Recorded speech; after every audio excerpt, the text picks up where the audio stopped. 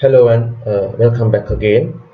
Today we are going to discuss about the evolution of the concept of graphical user interface. Now, graphical user interface is a ideal and a superior way of interacting with a computer where interactions are feasible with through a mouse or a trackpad or touch screen. So this is very interactive and it provides immediate graphical feedback as well to the user. So, though this concept has been evolved extensively now, the inception of this idea is very primitive. Therefore, we are going to discuss a little bit about the history associated with the evaluation of the graphical user interface. So, at the initial stages, there were no graphical user interfaces and end users has to interact with the computer systems through command line interfaces. The huge bottleneck associated with the command line interfaces was you have to provide respective command line associated instructions to interact with the computer systems. But the memorization and understanding of these commands became a huge barrier for the normal users. Therefore, at that time, the interaction with computers was limited to tech geeks only. As a resolution to overcome this bottleneck, the idea of GUI was later introduced. Graphical user interface accepts its inputs through a mouse, trackpad or a touch screen. And one of the most fascinating outcome of the GUI is it provides user with the immediate visual feedback. So let's commence with some of the history associated with the evolution of graphical user interfaces. In 1960, IBM introduced its computer. In the right side of the screen, you can see the nature and the appearance of that machine. So this machine accepted its input through a punch card. In the left side, you can see here, this is the punch card where it's a sort of a cardboard piece where certain instructions are embedded into it like carvings. So once this cardboard is fed to the system, the mechanics inside the system will go through the carving patterns where it is resembling a specific input which has to be provided to the system. Then the respective output of the system is provided through a large CRT. Here you can see it's in yellow color, a cathode ray tube. Henceforth, in 1962, MIT developed the first computer game which they have named it as Space War. So you can see at there also the interaction feasibilities are very restricted. Then in 1965, first desktop computer was introduced and it is been identified as Programmer 101. So though this is a desktop computer, unfortunately it doesn't have a monitor or a graphical user interface. Still the instructions are provided through a punch card as we discussed earlier, and outputs are provided in sort of as a printed bill in a cash register machine. The first graphical user enabled computer was introduced in 1973 and it was named as Alto. So this is a picture of that machine. Then in 1985, the Windows 1.01 operating system was introduced. So that is also a command line enabled interface, but mouse pointer support was integrated into this interface, accomplishing the pointer view associated input capturing as well. So this is the time the concept of WIMP came into the audience. Stands for Windows, Icons, Menus and Pointers. So in the operating system Windows 1.01, all these aspects were at its Windows, and there are icons, and you can see the menu assistance is there, menu support is there, and pointer support is also accomplished through mouse integration.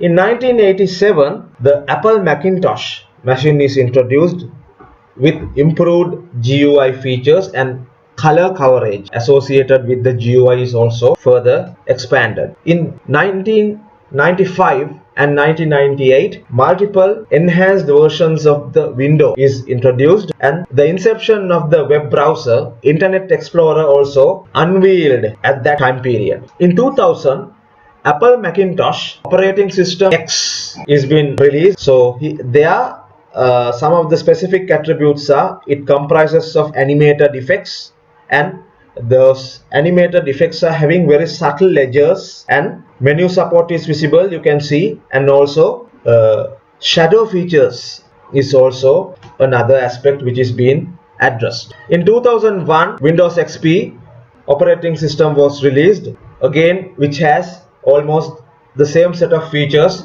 resembling to the Apple Macintosh operating system. Moving forward, in 2006, WWI game console is produced, which can be identified as a progressive step in HCI, because that game console depicted the ability of simulating game characters aligning with physical hand or leg movements of a human. That can be identified as a very engaging human-computer interaction. Therefore, it is defined as a progressive step in HCI. So, in 2007, Windows Vista is introduced, where from the HCI perspective, the 3D feature is being enhanced, is being embedded to the current GUI attributes which are available. In 2007, the hardware buttons are set to off, and the notion of virtual buttons are being introduced. So that is the inception of the touchscreen navigation concept. So with the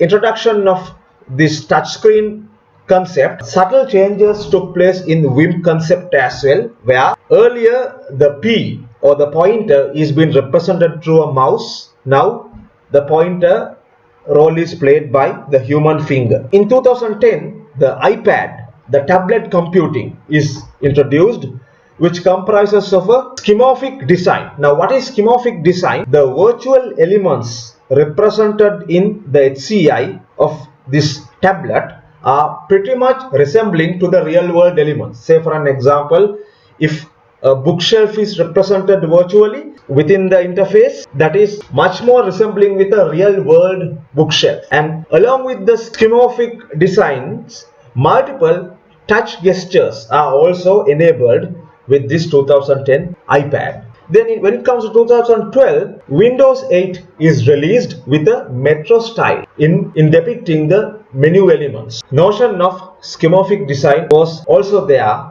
was also prominent. Moving forward, in 2015, Windows 10 is introduced, where the schematic design concepts are being gradually diluted, and flat minimalistic concept is being introduced and enforced. So I believe now you have a sort of a rough and surface level idea about how the notion of graphical user interfaces was evolved from its inception. At the inception, it started with command line. Now it has been evolved to great extent, where specialized disciplines are also being introduced, linked with more engaging human-computer interaction.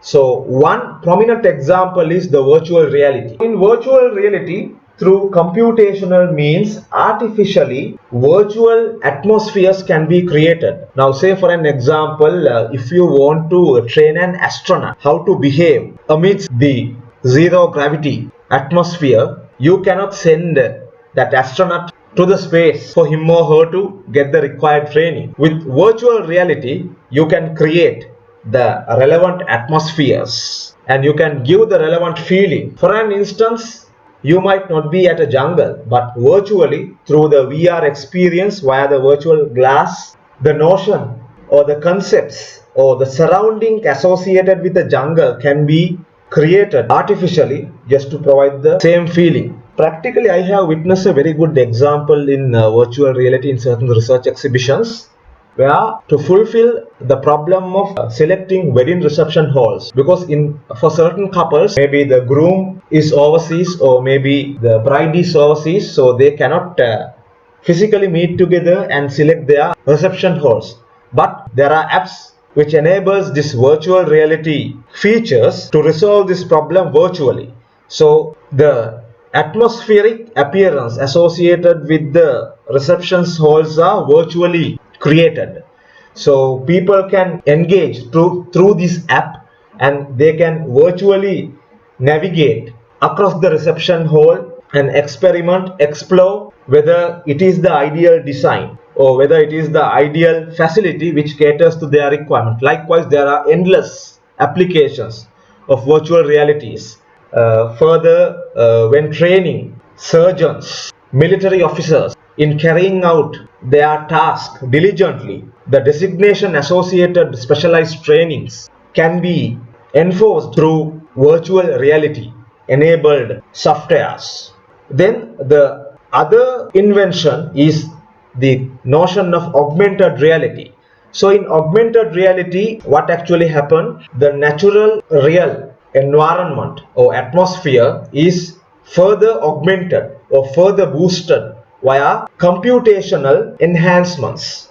Again, this has a lot of real world applications, especially in gaming and smart tourism, and providing informative displays for driver assistance. Likewise, there are ample of applications. So I invite you to do a simple Google search to get more about virtual reality and augmented reality aspects, where we plan to discuss on these interaction related concerns in detail in the upcoming sessions of this lecture series.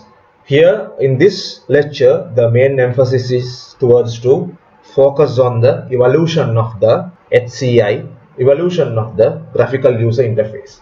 Okay, thank you very much, and let's meet again in another fruitful session. Stay safe.